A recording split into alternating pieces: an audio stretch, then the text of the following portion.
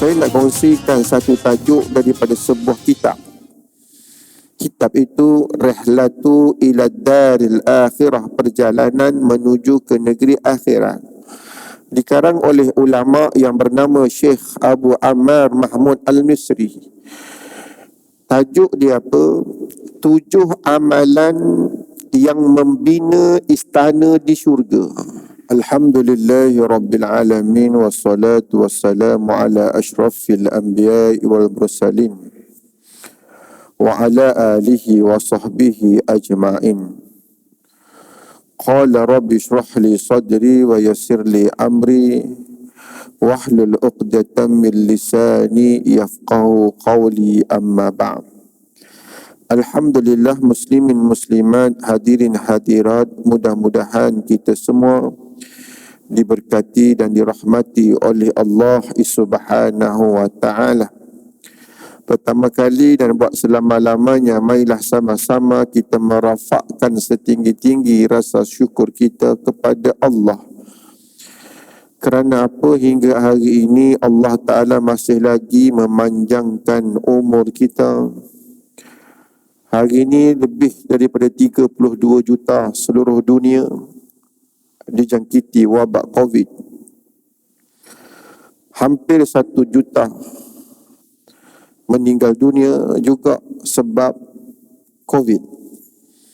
Di Malaysia sudah mencecah 134 kematian. Dan Alhamdulillah, Allah Ta'ala masih lagi panjangkan usia kita. Tak lain tak bukan, Allah Ta'ala bagi masa peluang kepada kita untuk sama-sama memperbaiki amalan, memperbaiki akhlak, memperbaiki takwa kita. Mudah-mudahan sebelum sempat kita kembali kepada Allah, sempatlah kita bertaubat, sempat kita mendapat keredaan Allah Subhanahu wa ta'ala. Amin. InsyaAllah pada malam ini, tuan-tuan, saya nak kongsikan satu tajuk daripada sebuah kitab. Kitab itu Rihlatu ila Daril Akhirah, perjalanan menuju ke negeri akhirat. Dikarang oleh ulama yang bernama Syekh Abu Ammar Mahmud Al-Misri. Tajuk dia apa? 7 amalan yang membina istana di syurga. 7 amalan yang membina istana di syurga. Tuan-tuan, kita hari ini atas dunia. Pagi, petang, siang, malam kita bekerja keras. Semata-mata nak beli rumah, nak cari rumah untuk kita tinggal, untuk anak-anak kita tinggal. Dan kita sanggup bayar bulan-bulan, ada bayar 1,000, 2,000, 3,000, kan? Tengok rumah macam mana. Sampai umur 55 hutang. Sedangkan rumah itu kita akan tinggalkan. Maksudnya kita usaha. Boleh usaha. Dan itu rumah kita akan tinggalkan sementara, kan? Jadi tuan-tuan, rumah yang kekal abadi, iaitu di dalam syurga, iaitu istana, lebih-lebih lagi lah kita kena usaha. Jadi insya-Allah 7 amalan yang membangunkan istana di syurga. Kita tengok yang pertama. Liman bana masjida lillah. Barang siapa yang Allah Ta'ala berikan kepada dia nikmat kekayaan, dia ada kemampuan, lalu harta yang Allah Ta'ala bagi dia keluarkan, lalu dia mampu membina sebuah masjid. Ini amal soleh yang pertama untuk orang kaya. Dia mampu buat masjid. Dan kita tengok apakah hadis yang menerangkan tentang kenyataan ini. Hadis ini, tuan-tuan, statusnya hadis sahih, grade A. Riwayat Imam Ahmad, Imam Muslim dan Imam Al-Bukhari. 3 orang imam. Daripada siapa? Uthman bin Affan radhiyallahu anhu. Man bana masjidan yabtaghi bihi wajhillah. Siapa yang bina masjid, kata Nabi, yabtaghi bihi wajhillah, dengan niat untuk mencari keredaan Allah semata-mata. Orang hari ni ada berlumba-lumba buat masjid. Dia nak badi, orang Terengganu kata, nak berlawan. Masjid dia lah paling cantik, ada.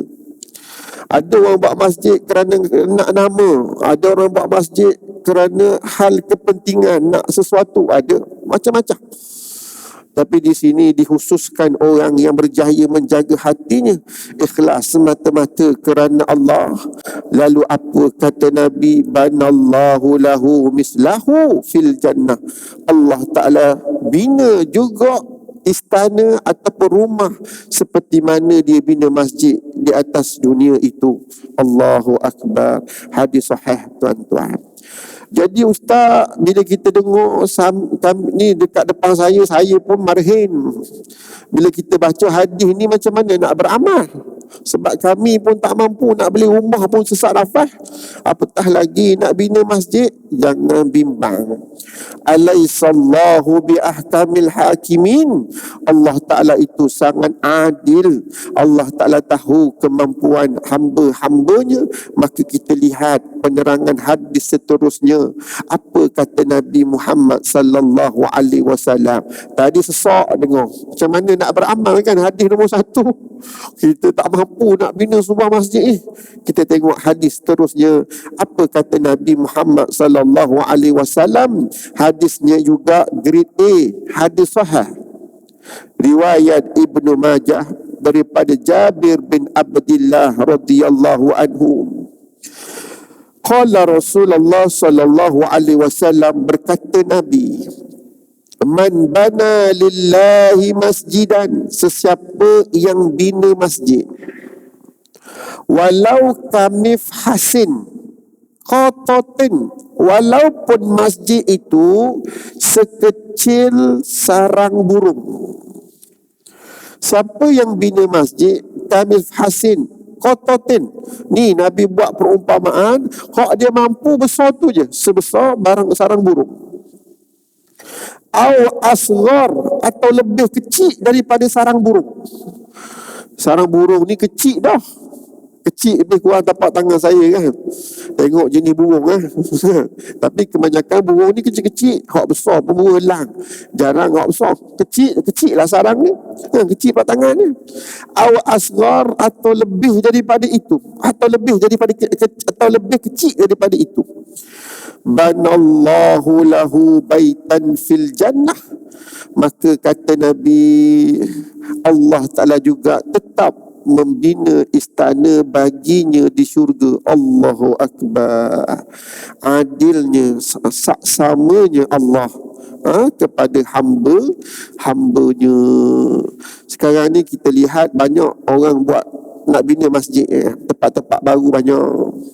Ambillah peluang tuan-tuan, infak sekadar kemampuan kita. Masjid Al-Falah nak upgrade, Dewan nak bagi besar, kita lah orang yang infak. Apa yang berkaitan dengan masjid, kita cepat-cepat orang kata. InsyaAllah asbab itu Allah Ta'ala sediakan istana yang indah di syurga Allah Subhanahu wa ta'ala. Muslimin muslimat yang dirahmati Allah sekalian, jika kita belajar sejarah sirah tentang para sahabat Nabi Muhammad sallallahu alaihi wasallam, kita akan mendapati ramai para sahabat ni luar biasa amalan sedekah mereka. Ada yang mampu infak separuh harta mereka, ada yang mampu menginfakkan keseluruhannya. Subhanallah, sangat luar biasa. Tapi hari ini ada tak orang-orang hamba-hamba Allah yang mengikuti jejak langkah sebaik-baik umat, iaitu pada zaman Nabi Muhammad sallallahu alaihi wasallam? Ada insya-Allah. Saya mengenali seorang kaya di media sosial. Tak kenal pun batang tubuh dia, tapi baca tentang dia di media sosial. Dia tuan-tuan, Allah bagi dia kaya banyak, hebat dia. Dan dia juga mempunyai hati yang kaya, jiwa yang kaya. Dia membina sebuah masjid di mana? Di Langkawi. Masjid itu dinamakan Masjid Aisyah.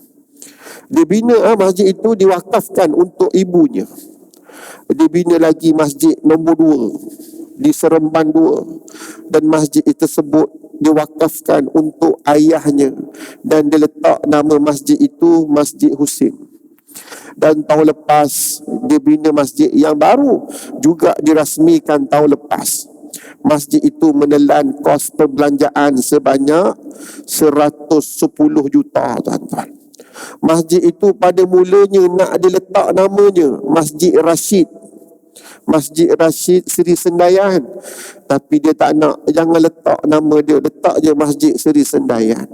Dan ketiga-tiga buah masjid, maintenance-nya, duit api, duit air, segalanya dibiayai oleh beliau, iaitu Tan Sri Rashid bin Husin, CEO RHSB Bank. Subhanallah, orang kaya yang sangat bertakwa, mampu mengeluarkan harta ratusan juta membina sebuah masjid, maka Allah balas dengan istana yang indah di syurga, insya-Allah. Muslimin muslimat yang dirahmati Allah sekalian, gambaran ahli syurga yang mempunyai rumah di istana ni macam mana? Satu hari, tuan-tuan, ni bukan satu hari, satu ketika Allah Subhanahu wa taala memanggil, mafhum hadis, ahli syurga yang paling miskin. Dalam syurga tak ada orang miskin, tapi level-level dalam syurga dia paling bawah sekali. Allah Ta'ala panggil dia, Allah Ta'ala tanya, wahai ahli syurga, mu cerita dekat aku, khabarkan kepada aku ketika mana kamu hidup dulu, siapakah orang yang paling kaya yang kamu kenal? Cerita kat aku dan khabarkan juga kepada aku kekayaan dia. Kita pun ceritalah dekat Allah. Siapa?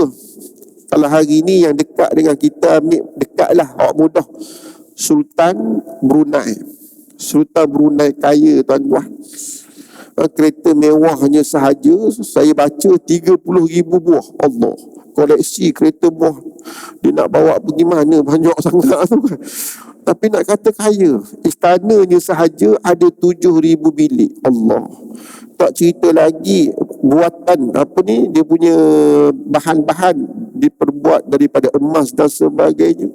Kaya, tak cerita private jet. Subhanallah, kalau cerita tu seminggu dah habis. Nak kata banyaknya harta dia. Lalu Allah Ta'ala kata apa kepada ahli syurga ini? Aku akan meningkatkan, melipat gandakan 10 kali ganda lebih banyak daripada orang yang paling kaya di atas dunia. Itulah harta kok paling bawah level ahli syurga, 10 kali ganda. Subhanallah. Jadi tuan-tuan, berusahalah kita insya-Allah untuk dapat istana di rumah. Kalau macam istana yang macam tu pun dah besar 7,000, bayangkan 7,000 bilik, 10 kali ganda, banyak mana? Besar mana tu? Allahu Rabbi. Subhanallah. Lalu apa kata ahli syurga ini? Atas tahzi'u bi wa anta rabbul alamin. Ya Allah, aku dulu atas dunia buat amal tak banyak mana pun. Nikmat yang kau bagi ni tak setimpal dengan apa yang aku buat. Amal aku ni tak banyak mana pun. Itulah. Tak setimpal lah dengan apa yang aku buat ni dengan kau, apa yang kau beri. Wa anta rabbil alamin. Sesungguhnya engkau Tuhan, pemilik alam. Muslimin muslimat yang dirahmati Allah, itu amal soleh yang pertama. Amal soleh yang kedua, ada orang yang boleh masuk syurga kerana amal harta dia. Dan ada orang dia tak ada harta, tapi dia boleh juga memiliki istana kerana amal badan dia, amal rajin dia. Yang kedua, orang yang mendirikan solat sunat 12 rakaat, solat sunat muakkad. Solat sunat 12 rakaat pagi dan malam, siang dan malam secara berterusan, Allah Ta'ala akan balas baginya istana di syurga. Ustaz, 12 rakaat tu apa dia? Kita tengok hadis yang menerangkan tentang kenyataan ini. Hadis ini juga statusnya hadis sahih, grade A juga. Riwayat Tirmizi, An-Nasa'i dan Ibnu Majah. Daripada siapa? Aisyah radhiyallahu anha qala Rasulullah sallallahu alaihi wasallam, berkata Nabi, man sabara, syarat utama sabara berterusan. Doa ci dia buat sekali je. Doa ci lah.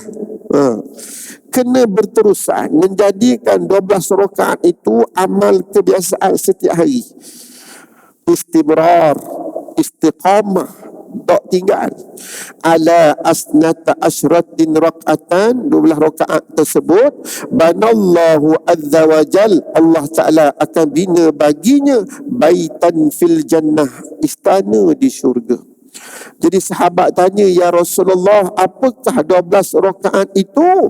Lalu disebut oleh Nabi sallallahu alaihi wasallam, yang pertama, arba'an qabla zuhri, 4 rakaat sebelum zuhur. Zuhur sebelum ni kita biasa buat 2 kan. Upgrade. Saya nasihat untuk diri saya dan tuan-tuan semua, lepas ni upgrade, kita buat 4. Kita rancang masa kita lebih awal pergi ke masjid untuk kita mendapat menikmati 4 rakaat sebelum zuhur. Ada orang komplain, Ustaz, Tok Bilal komat cepat. Tok Bilal pun kena memahami juga. Sebelum zuhur lama kan sikit. Ya, kita nak dapat kelebihan ni. 4 rakaat sebelum zuhur. Wa raka'ataini ba'dal zuhri, ditambah pula 2 rakaat selepas zuhur. Dah 6. Lagi tuan-tuan, wa raka'ataini ba'dal maghrib, lepas maghrib tadi 2 rakaat. Lagi ba'dal isya, lepas ni wa raka'ataini ba'dal isya 2 rakaat. Dah berapa? 10. Ditambah lagi yang terakhir, wa raka'ataini qabla al-fajri, 2 rakaat sebelum subuh. Ni 12 rakaat. Ada solat sunat yang dituntut berjemaah. Ada solat sunat mengiringi solat fardu, dan solat sunat yang mengiringi solat fardu inilah kelebihan yang Allah Ta'ala bagi cukup besar. 12 rakaat ini dibalas dengan istana di syurga Allah Subhanahu wa Ta'ala. Saya ulang lagi sekali, 4 rakaat sebelum zuhur, 2 rakaat selepas zuhur, 2 rakaat selepas maghrib, 2 rakaat selepas isyak nanti, dan besok subuh sebelum subuh 2 rakaat, insya-Allah. Sabar, istimrar, berterusan. Kita tak mampu nak bina masjid, kita tak mampu nak infakkan harta, kita infakkan tenaga untuk bina masjid, istana di syurga Allah Subhanahu wa Ta'ala. Itu amal soleh yang kedua. Amal soleh yang ketiga, juga mendirikan solat. Solat apa, Ustaz? Solat sunat duha 4 rakaat. Kebiasaan solat sunat duha kita buat 2. Buat 2 pun ganjaran dah besar dah. 2 rakaat pun dah besar dah ganjaran. Siapa yang mendirikan solat sunat duha 2 rakaat, mafhum hadis, Allah Ta'ala akan mengampunkan dosanya, walaupun dosanya itu sebanyak buih di lautan Allah. Ditambah lagi 2 rakaat, dapat istana di syurga. Juga syarat dia sabarah, kena berterusan, tak boleh sehari je. Sehari dapat dah, sampai bila. Jadi tuan-tuan, kenapa ganjaran sangat besar bagi orang yang mendirikan solat sunat duha? Solat sunat duha ni terkenal dengan disebut sebagai solat awabin. Apa maksud awabin? Tuan-tuan, waktu duha adalah waktu yang sangat kritikal. Manusia kritikal. Sebab apa? Terlalu sibuk dengan urusan dunia. Betul tak? Lepas subuh, mensat kita apa? Aku balik nak hantar anak lah pergi sekolah. Yang dah berusia mungkin nak hantar cucu, macam-macam. Isteri pula dekat rumah nak sediakan sarapan pagi, sibuk.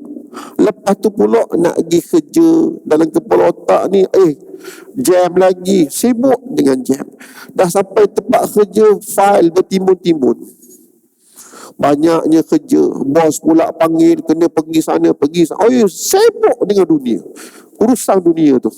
Tiba-tiba dalam kesibukan dunia tu, kita mampu ambil masa sikit kembali kepada Allah dengan mendirikan solat sunat duha.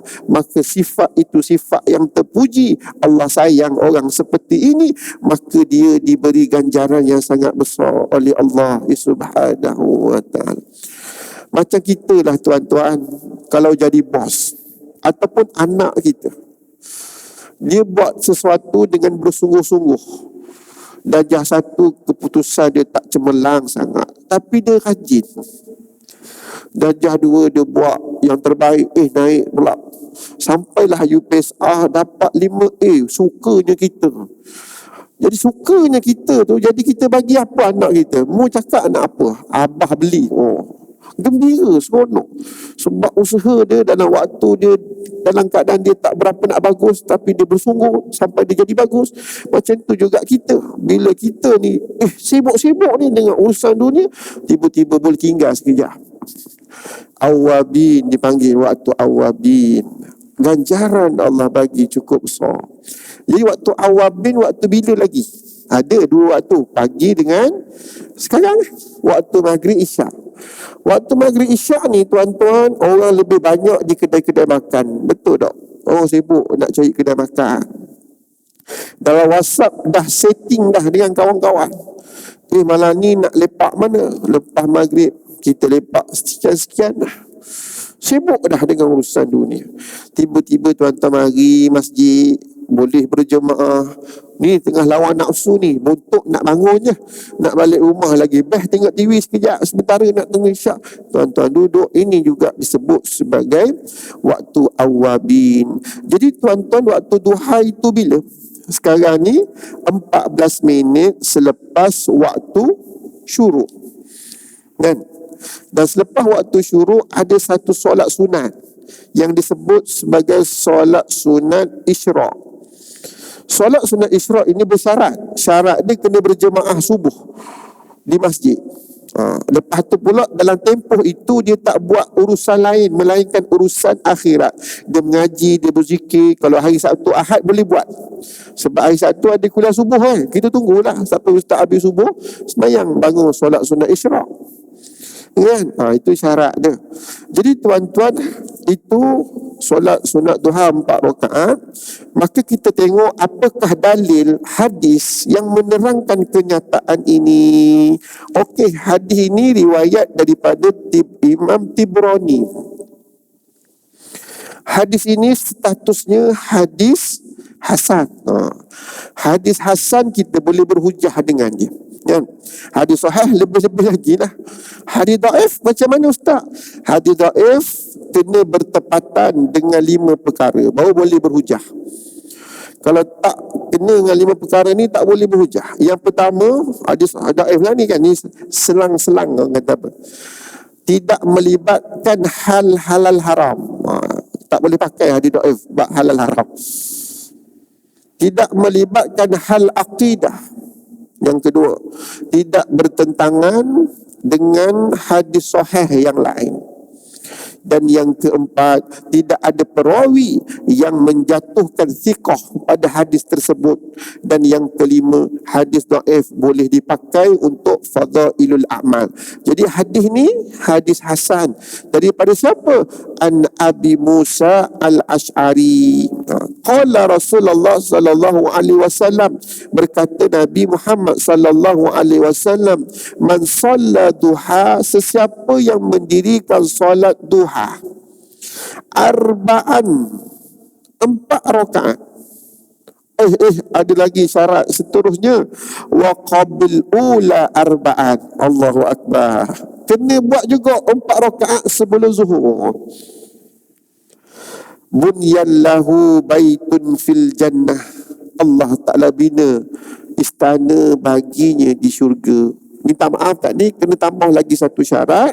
Bukan saja 4 rakaat duha, 4 rakaat sebelum zuhur. Okey, InsyaAllah Allah balas istana yang cantik di syurga. Itu amal soleh yang ketiga. Yang pertama, bina masjid. Yang kedua 12 rakaat sunat muakkad tu. Yang ketiga solat sunat duha ditambah solat sunat sebelum zuhur 4. Jadi tiga-tiga ni kita ada buat tak? Sama-sama muhasabah. Setakat ni macam mana kita? InsyaAllah kita dapat belaka, insyaAllah. Yang keempat sekarang ni jangan buat. Kalau buat tuan-tuan, Masjid Al-Falah akan ditutup oleh JAIS kerana melanggari SOP. Dah lah kes tengah naik. Semalam 150. Hari ni saya tak sempat buka MKN punya Instagram. Hari ni berapa kes? Wallahu a'lam. Tiba-tiba kita buat amal soleh yang ini. Jangan dulu. Sabar dulu. Walaupun digalakkan oleh Rasulullah, tapi tak sesuai pada masanya. Apakah amal soleh yang keempat ini yang mendapat istana di syurga ini? Sadda farjatun fis saf. Dia berlumba-lumba mendapatkan saf yang pertama. Dan apabila berada di saf, dia suka merapatkan saf dan dia mengajak orang sebelah, rapat dengan aku. Kita tengok ramai dah berlumba surau depan, tak apa. Jangan rapat. Rapat je tak sesuai. Saya ada terbaca di Facebook orang tulis kan, kita ramai kawan dekat Facebook tu.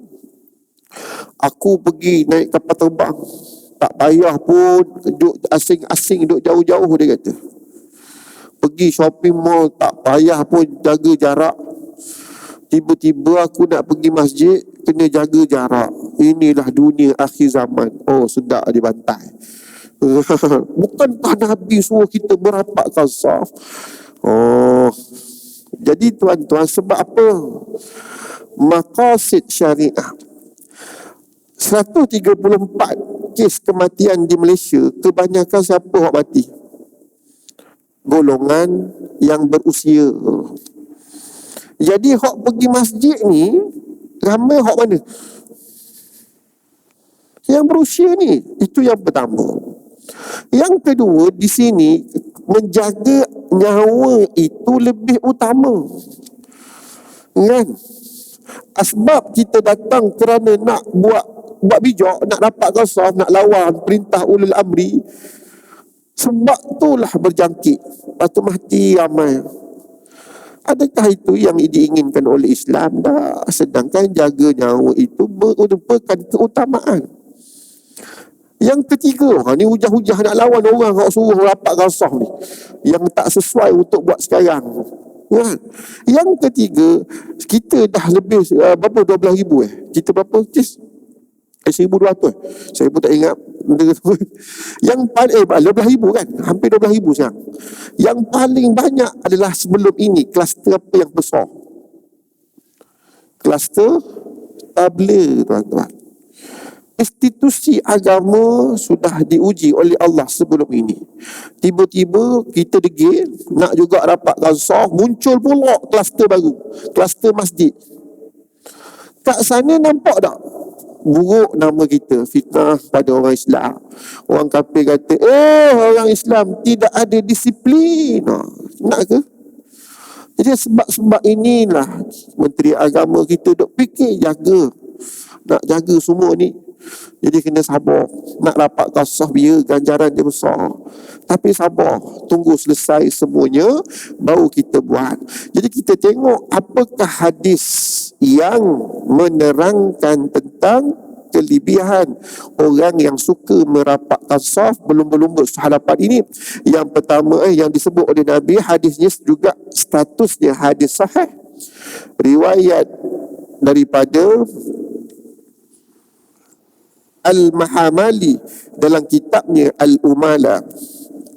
Man sadda khurjatan banallahu lahu. Siapa yang merapatkan saf, yang suka berada berlumba-lumba merebut saf di hadapan, dan dia suka merapatkan saf, banallahu lahu baitan, Allah Ta'ala akan bina baginya, iaitu istana fil jannah, di syurga Allah.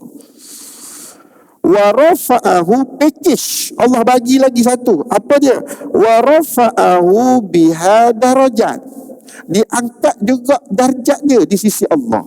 Dua package. Tuan-tuan, bila sebut darjat ni, Nabi sebut kan, Nabi cerita pada kita, mafhum hadis, contoh atas dunia ni ada tak kelas-kelas yang setiap darjat tu ada perbezaan. Orang macam ni, macam ni. Di syurga juga ada. Dan setiap darjat ahli syurga dengan darjat ahli syurga yang lain, perbezaannya seperti mana Nabi sebut, kamu melihat bintang di langit. Itulah bezanya darjat ahli syurga dengan ahli syurga yang lain. Sangat-sangat jauh. Jadi amal ini boleh meningkatkan darjat kita di sisi Allah. Ni bila sebut syurga ni tuan-tuan, tak ada hak sikit, semua banyak. Gambaran besar banyak dalam syurga ini boleh kita lihat pada saiz ataupun keluasan pintu syurga. Pintu syurga ada berapa? Ada 8. Satu pintu syurga besar dia, kan? Besar dia berapa ribu kilometer? Bukan ratus, 2,000 kilometer. Ni saiz pintu syurga. Ustaz tahu mana 2,000 kilometer? Zaman Nabi mana ada km ni? Ya, memang tak ada. Nabi sebut pintu syurga daripada Mekah sehingga ke Basrah, tuan-tuan. Basrah dekat mana? Iraq. Jauh. Saya pun buka map kan, zaman teknologi. Tarik Mekah ke Basrah lebih kurang tu. Itu saiz pintu dia. Dalam ni macam mana?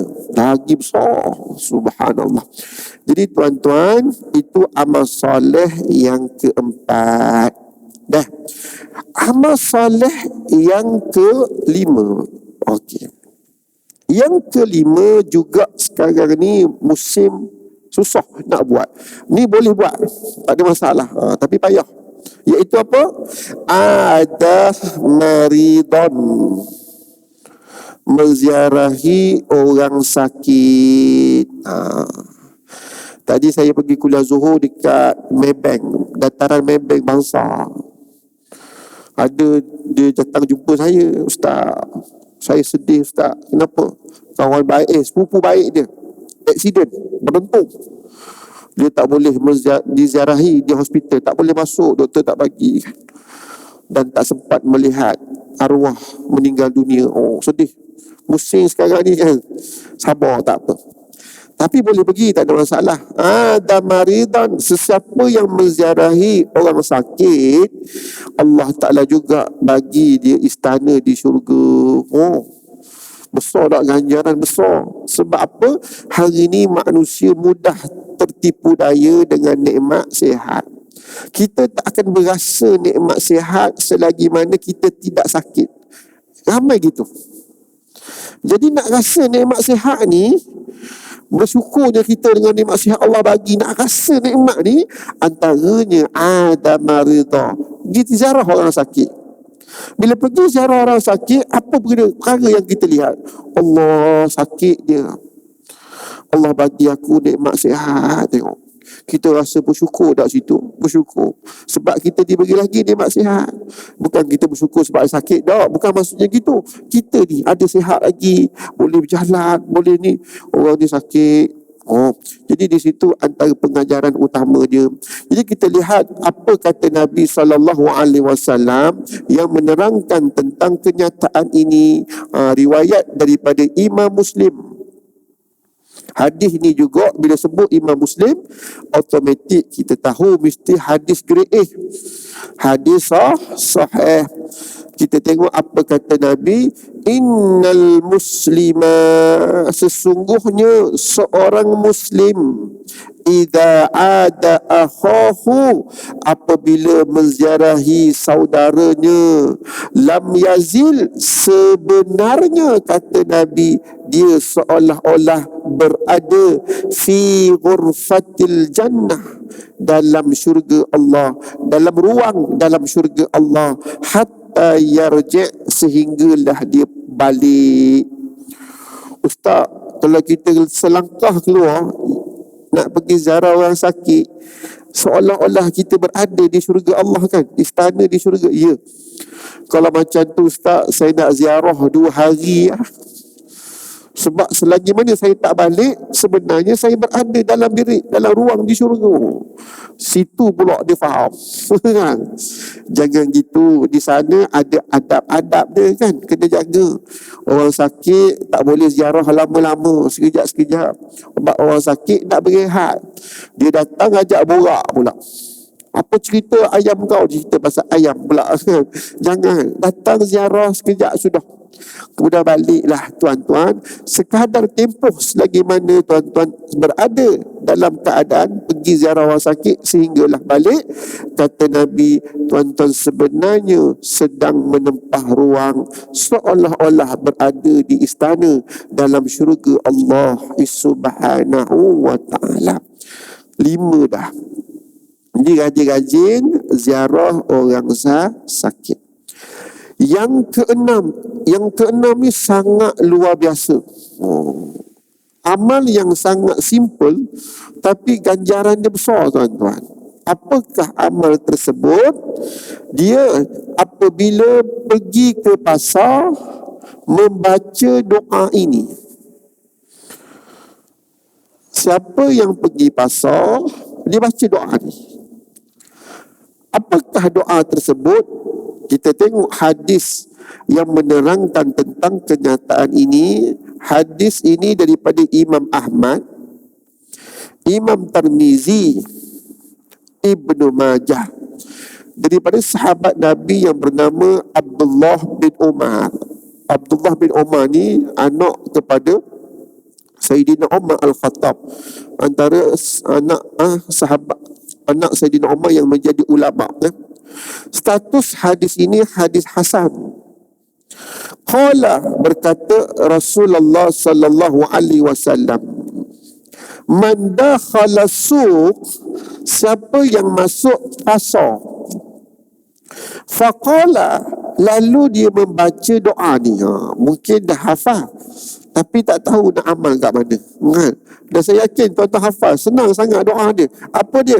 La ilaha illallah wahdah, la syarikalah, lahul mulk wa lahul hamdu, yuhyi wa yumit, wa huwa hayyul la yamut, biyadihil khair, wa huwa ala kulli syai'in qadir. Ini je, ya. Lagi sekali, la ilaha illallah wahdah, la syarikalah, lahul mulk wa lahul hamdu, yuhyi wa yumit, wa huwa hayyul la yamut, biyadihil khair, wa huwa ala kulli syai'in qadir. Ustaz, ini je? Ya. Dan kita tengok apa ganjaran Allah Ta'ala bagi. Yang pertama, kataballahu lahu alfun hasanah. Ditulis akannya. Siapa yang tulis? Allahu Azza wa Jal. Apa yang Allah Ta'ala tulis? 1 juta tuan-tuan. Bukan 1,000, bukan 10,000, bukan 100,000. 1 juta. Apa dia? Kebaikan Allah. Baca doa ni je. Ya Ustaz, ni Nabi sebut 1 juta kebaikan Allah Ta'ala bagi dia. Yang kedua, wa mahan anhu alful sayyi'ah, dihapuskan juga 1 juta dosa-dosanya Allah. Baca doa ni je. Ya. 1 juta kebaikan Allah bagi, dihapus 1 juta keburukan. Yang ketiga, ada lagi, ya, wa rafa'a lahu alfun darajah, diangkat darjatnya sebanyak 1 juta juga Allah. Begitu pergi lalu azan. Itu saya habiskan hadis ni, insya-Allah. Diangkat darjatnya 1 juta tuan-tuan. Dan yang keempat, wa bana lahu baitan fil jannah, Allah Ta'ala bina istana baginya di syurga. Ustaz, kenapa pergi pasar baca doa ni je? Tapi amal soleh, amal ganjaran yang Allah Ta'ala bagi sangat lumayan.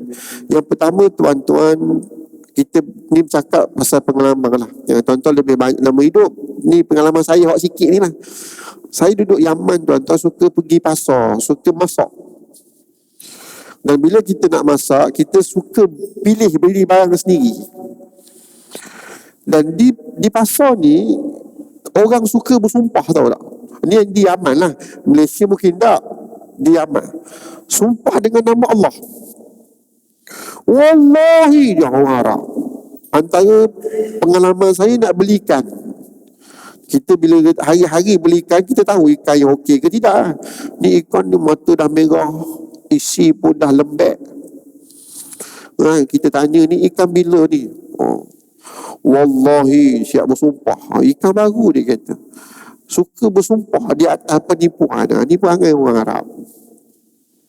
Kalau kita mungkin berbeza dari sudut penipuan tu, antaranya memberatkan timbangan, macam-macam lah. Jadi pasar ni tempat syaitan berkumpul. Dan orang jahat pun banyak. Orang jahat pun banyak.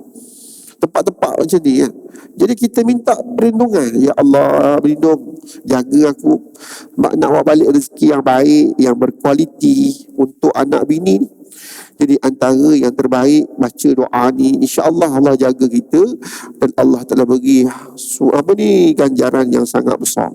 Itu amal soleh yang ke-6. Dan yang terakhir, yang ke-7, saya simpan ikat tepi. Sambung akan datang ke macam mana? Saya ikut tuan-tuan. Kalau nanti sambung panjang pula, kena habis kan? Ada yang dah berdiri semua ni, saya pun tak sedar hati. Jadi macam mana? Cukup lah. Yang ke-7 saya ikat tepi lah. Sambung akan datang insya-Allah. Kalau ada rezeki, kita sambung lagi baik. Saya minta maaf terkasar bahasa dan sebagainya. Saya bagi tahu tu tajuk je lah, tajuk. Yang ke-7 bukan semua dapat. Amal soleh yang dapat istana di syurga, bukan semua dapat. Allah pilih. Sebab apa Allah pilih? Bila Allah uji dia mampu menyebut istirja. Inna lillah. Ujian yang seperti mana? Apabila anak dia diuji oleh Allah meninggal dunia, anak dia mati, Allah ambil nyawa, dia mampu sebut innalillah. Sebab tu nombor 7 ni amal yang dipilih oleh Allah. Siapa-siapa yang dipilih lah. Saya tak pernah lagi kan? Dan saya pun tak minta. Saya pun rasa tak mampu kalau diuji begitu. Tuan-tuan mungkin ada dah yang kena kan? InsyaAllah dapat sabar. Dan hadisnya panjang, kita sambung akan datang. Itu saja tuan-tuan. Untuk akhirnya saya nak ajak sama-sama kita kongsi pahala. Saya dah maklum kepada Imam Zuhairi, sebuah sekolah atas sikit pada Bido di Perak lah. Sekolah tu nama dia Mahat Tafiz Kampung Masjid Lama. Mahat Tafiz Kampung Masjid Lama. Allah uji baru-baru ni lita pintas terbakar. Pelajar ada berapa? 160 pelajar. Berlaku pukul berapa? Lebih kurang pukul 12 malam. Orang sedang tidur. Tapi Alhamdulillah, persediaan yang dilakukan oleh pengurusan sekolah, mudir dia setahun dia panggil bomba 3 kali. Datang praktis. Kalau berlaku kebakaran apa-apa, macam mana nak buat? Jadi Alhamdulillah, pelajar yang seramai 160 ni berjaya menyelamatkan diri. Yang tak selamat ialah asrama, kantin, dewan dan sebagainya. Jadi sekarang ni sekolah ni beroperasi macam biasa. Tuan-tuan boleh type di Facebook Masjid Mahat Tafiz Kampung Masjid Lama. Baru-baru ni Dr. Zulkifli Al-Bakri ada ziarah. Dan sekolah ini minta saya bantu dia untuk cari dana membina balik bangunan-bangunan yang terbakar. Lebih kurang RM600,000, tuan-tuan. Ustaz, ini pengalaman saya tuan-tuan, banyak-banyak Mahat Tafiz yang saya pergi. Mahat Tafiz ini sangat luar biasa. Sebab apa? Yuran dia sebulan RM100 sahaja. RM100. Saya dengar macam tak percaya. RM100. Saya kata satu hari berapa kali makan? Saya tanya kan. 5 kali. 5 kali makan RM100. Cukup ke nak bayar gaji ustaz-ustaz? Tenaga pekerja dia ada 11 orang. Cukup ke? Allah Ta'ala cukupkan. Jawapannya. Kita. Jadi tuan-tuan, saya minta izin tak tabung di belakang untuk kita infak Mahat Tahfiz Kampung Masjid Lama. Yang nak transfer nombor akaun, tuan-tuan boleh buka Facebook je, Mahat Tahfiz Kampung Masjid Lama. Boleh direct terus pun boleh, melalui saya pun boleh. Itu saja. Wabillahi taufiq wal hidayah. Assalamualaikum warahmatullahi wabarakatuh. A'udzubillahi minasyaitonir rajim. Bismillahirrahmanirrahim.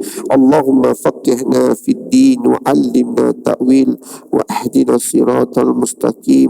Wa sallallahu ala sayyidina Muhammad walhamdulillahi rabbil alamin. Taqabbalallahu minkum.